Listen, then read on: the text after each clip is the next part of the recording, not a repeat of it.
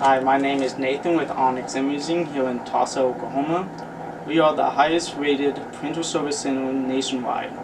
If you're interested in learning how to receive a free label on all of your service calls, as well as how to qualify for a free printer upgrade, contact us today.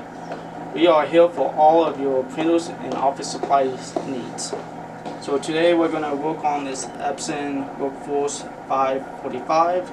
The problem we're having is scanning from the document feeder. We have lines and smudges on the pages. So how we're going to deal with this is we're going to open it up. And if you notice, those two pieces of glass here. This is for the skin bed, and this is for the document feeder. So we're going to clean this with glass cleaner and a lint-free rag. We're going to apply the glass cleaner directly to the lint-free rag and not to the printer itself. So you just simply come over here and clean off the first piece of glass. And while we're at it, we're going to clean off the second one.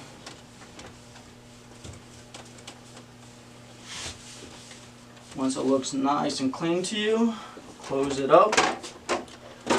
And this is where you would print test pages to make sure that all the lines and smudges are gone. If they are, then you're good and you're done. If they're not, then you would repeat this process until it looks great to you.